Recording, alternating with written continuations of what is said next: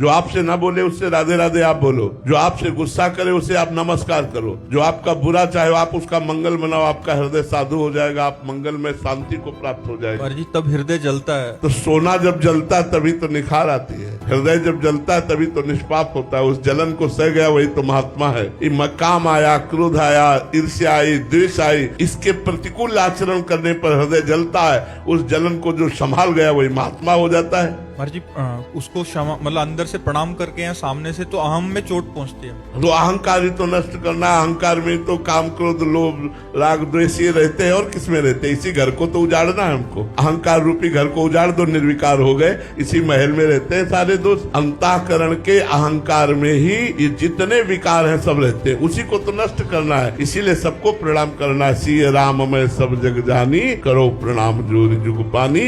तभी आप निरहंकार होगे, तभी आप महान बनोगे, तभी आप हृदय में आनंदित होगे। नहीं तो राग द्वेष होता रहेगा, संसारिकता बढ़ती रहेगी। और जी एक बार प्रणाम। दूल्हे की तैयारी हो रही भाई। चिता की भस्म, कुंडल, करिया और भूरी बीछी, ऐसे जनेऊ, वासुकी नाग और मुंडों की माला, नंद के स्वर पे सवार। बोले ऐसे दूल्हा के लिए दुल्हन तो त्रिभुवन में नहीं मिलेगी। दूल्हा सज गया, ब्रह्मा जी ने देखा, बोले महाराज आगे आपकी सवारी। नारायण भगवान उनके चतुर्भुज पार्षद, पीछे हंस पे सवार ब्रह्मा जी अपना परिकर, देवराज इंद्र। भगवान शिव ने कहा तुम अपने पार्षद सब लिए हो तो हम बुलाते हैं। श्रृंगी निकाली, जे ही बजाया तो भगवान शिव के पार्षद आ गए। जय हो महाराज की आज्ञा करो। अरे बोले विवाह हमारा किसी के एक को मुख नहीं, केवल मानसिक का पिंड है, और किसी के पूरे शरीर में मुख है, मुख है। किसी के एक भी हाथ पैर नहीं है, और किसी के बहुत से हाथ पैर हैं। भगवान शिव का विवाह, भूत प्रेत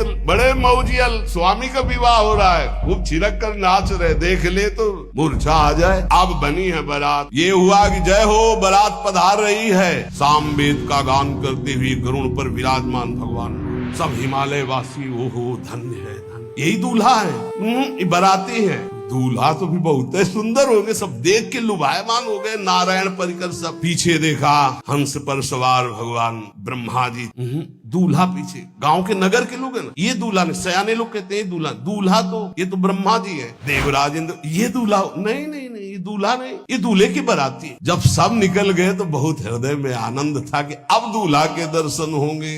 जो ही दूल्हा की पार्टी आई, जितने अगवाली कर ले आए थे, धोती संभाल के जान बचा के भागे।